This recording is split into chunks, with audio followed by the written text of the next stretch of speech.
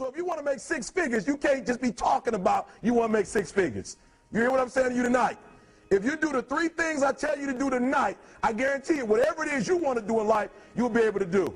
You will be able to accomplish whatever you want to academically, financially, relationally, whatever. So 3 things.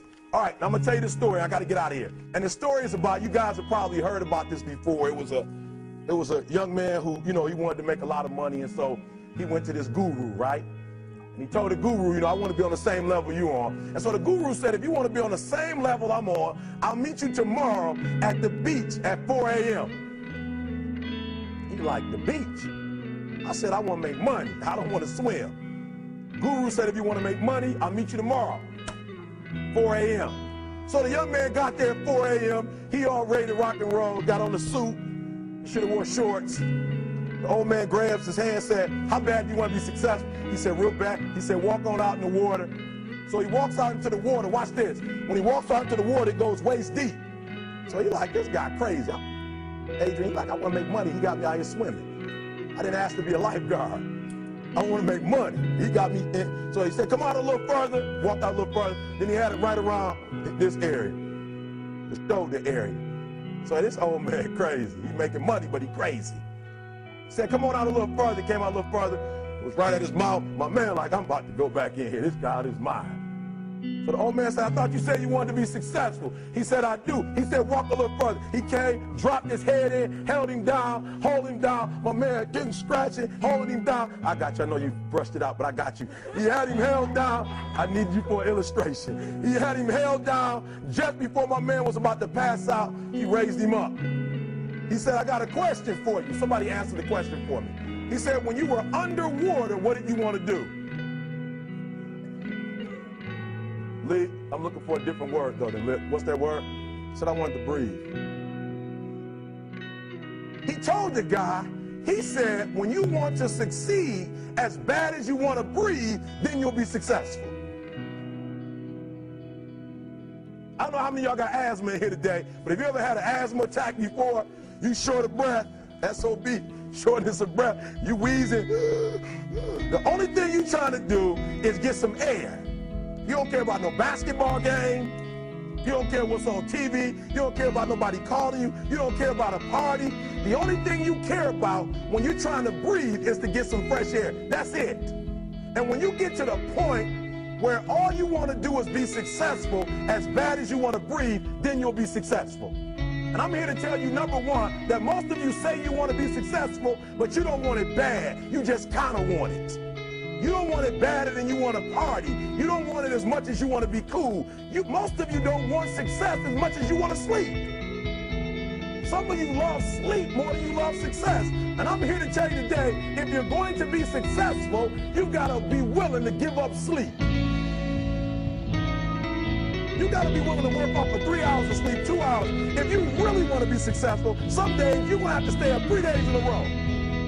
Because if you go to sleep, you might miss the opportunity to be successful. That's how bad you got to want it. You got to go days without, listen to me, you got to want to be successful so bad that you forget to eat.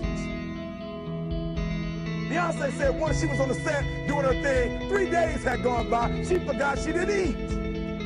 Because she was engaged. I'll never forget when 50 Cent was doing his movie, I did a little research on 50, and 50 said that when he wasn't doing the movie, he was doing the soundtrack. And they said, when do you sleep, 50? Sleep, he said, sleep. Sleep is for those people who are broke. I don't sleep. He said, I got an opportunity to make a dream become a reality. Football players, how many football players? Got anybody like football in here? Raise your hand. Anybody like football? Emmitt Smith. I used to be a Cowboy fan before they did my boy Tom Landry wrong. I used to be a Cowboy fan. And watch this, there was a commercial. Emmitt Smith had won his first Super Bowl, and he had this commercial when he was lifting weights. I don't know if you saw the commercial when he was lifting, and Emmitt said, you know what? I won the Super Bowl, so I can rest now. He was doing his bench press. So he said, I won the Super Bowl, so I can rest now. So he throws up about 325, boom. And he rests for about 2 seconds. And he, boom, boom, boom. Did you see that? He'd already won a Super Bowl. He said, I think I'm going to take a rest. And he rests for how long? 1 second. Most of you won't be successful because when you're studying and you get tired, you quit. And I'm here to tell you today, if you got somebody came to my office the other day crying. I said, look, don't cry to give up. Cry to keep going. Don't cry to quit. You already in pain. You already hurt. Get a reward from it. Don't go to sleep until you succeed. Listen to me. I'm here to tell you today that you can come here, you can jump up, you can do flips, you can be excited when we give away money. But listen to me, you'll never be successful until I don't have to give you a dime to do what you do. You won't be successful until you say, I don't need that money, because I got it in here. So listen to me. Emmett Smith said this at the end of the commercial. Emmett Smith said, all men are created equal. Some work harder in preseason. I'm going to say it again because you might have missed it. All men are created equal. Some work harder in preseason. So that means that there are some people who are going to see the professor, going to see the TA. And even when the professor says, I don't meet with you, my TA meets with you, you say, I don't want to talk to your TA. I don't pay the TA. I pay you to teach me. So you're going to have to find some time to meet me. If I got to meet you at the mall, if I got to meet you at your house, you are going to see me. Listen to me. All men are created equal. Some work hard in preseason. When I went to college, guys were way smarter than me. 4.0s, 3.0s. They went to the Ivy League high schools, came to Oakwood from these great high schools. Most of them are not doing what I'm doing. Why? Because it's not about where you come from. It's about heart. You come to a place where, being smart ain't enough. You got to have heart. That's number one. Watch number two. Number two, catch number two. I wrote it down. I wanted to make sure you got it. It says to be, watch this. We're talking about sacrifice now. The important thing is this. You're right in why I'm saying it, because I only have about 3 more minutes. Listen to me. The most important thing is this. To be able at any moment to sacrifice what you are for what you will become. That's the number 2 thing. You got to catch that one. To be able to, listen to me, at any moment. Some of you can make sacrifices when Monday Night Football is not on. You can make a sacrifice. But when the game come on, for some reason, you just attach to it. For some of you, when your favorite show come on, you can make sacrifices on Sunday when ain't nothing going on. But when your favorite show comes on Monday, bam, some of you focus until the phone ring, and then you like, I gotta answer it. If I don't answer the phone, I'm gonna die. I'm saying to you today that there are some of you, if you give up your cell phone, you would be successful. But your cell phone is more important to you than your success. I'm going to say it again. I'm going to hurt somebody. Some of you need to give up your cell phone, because the time you spend on your cell phone could be used for your success. The time you could be using to be successful, you're using it on the cell. And the cell phone is not bringing you nothing but a bill. And somebody has told you you couldn't live without it. I'm talking about going deep now, giving up stuff. Watch what it says. To be able at any moment to sacrifice what we are for what we could be. I don't do well in math. You're right. You ain't never studied. I'm not good in writing because you have never written before. But I dare you to fail in writing for a whole year to see if you can get to the end. I dare you to fail. I dare you to take that same class over and over again. I dare you to stop dropping classes like you soft. Always want to give up. I'm dropping. Why are you dropping? I'm so grateful that the slaves didn't drop and quit. Say, I'm just going to stop. I'm a slave. I'm just going to be a slave. I'm going to quit. Listen to me. The slaves said, we will live because one day we will become. We won't always be slaves. So today, although we're slaves, we're going to act like we're free, and one day our children will be free. If the slaves would have just said, we quit, we give up, we would have died in the Middle Passage. But some slaves said, I don't care what we go through, we're going to survive this. 400 years of slavery, we're going to get through this. And you can't get through it 1825.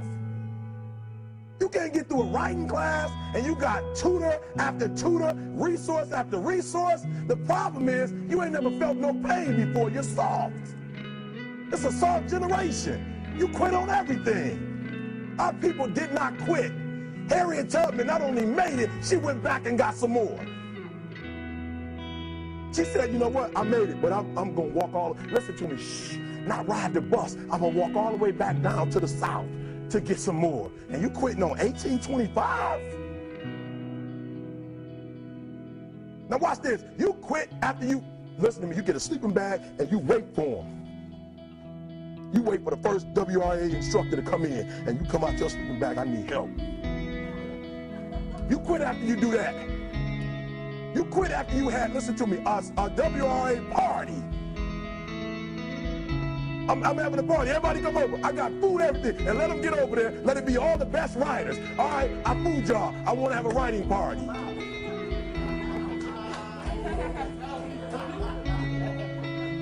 I'm serious. You quit and you ain't even tried yet. Last one, I'm sorry. Last one. Listen to me. Pain is temporary. It may last for a minute, or an hour, or a day, or even a year. But eventually, it will subside. And something else will take its place. If I quit, however, it will last forever.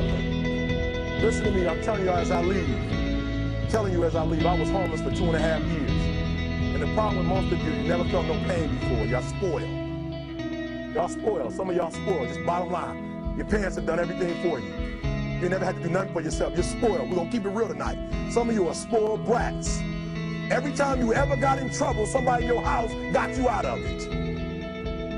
Every time you've done something you're not supposed to do, people say, Eric, your mother's a tyrant. You're right. She kicked me out. You're right. She's mean, but she developed a man because she put me out there and said, you're going to have to grow up. And some of you have never learned to grow up. And so every time something get hard, you quit, you call mama. I dare you to take a little pain. I dare you. I dare you not to go home. Somebody said, I don't go home, I feel bad. Go through it. You ain't gonna die. At the end of pain is success. You're not gonna die because you're feeling a little pain.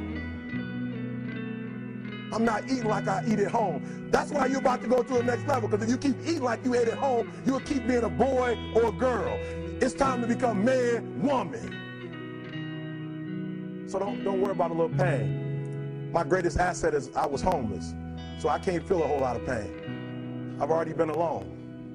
There's not a whole lot of hurt I can feel on a little paper, on a little test. So I leave you, listen to me. We have gotten to a point where it's midterms and we're moving forward.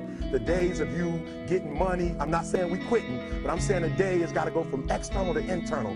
You have to give it everything you got. No more TV, no more parties, no more playing. If you don't have a 4.0, what you need to be doing is studying. Get off the phone. I'm sorry, I'm not available until the end of this year. No, I'm for real. You reached the right number, but you called me at the wrong time. Call me back January 1st. I'm about to get busy now. Huh? I want you to have a countdown of your own and say when the countdown is over, we're the real, watch me, because when I was homeless, I knew something was wrong. I knew that wasn't the best of me. And one day I said, will the real Eric Thomas please stand up? Will the real Eric Thomas please stand up? Stop being this high school dropout. Stop giving up. Stop sleeping on the street. Stop walking up and down Fecal Avenue like you ain't got nothing, and get your GED. Stop being afraid to take a test. Stop being afraid to go to college because your daddy didn't go and your mama didn't go. Stop being afraid and be the best Eric Thomas you can be. But listen to me, it's going to be hard. It took me 12 years to get a 4-year degree, but I got it. And guess what? On a degree, it don't have dates. So if it took you 4 and it took me 12, it don't show up nowhere. But I'm exactly where I wanted to be because I realized I got to commit my very being to this thing. I gotta breathe it, I gotta eat it, I gotta sleep it. And until you get there, you'll never be successful in life. But once you get there, I guarantee you, the world is yours. So work hard and you can have whatever it is you want. Thank you guys for your time.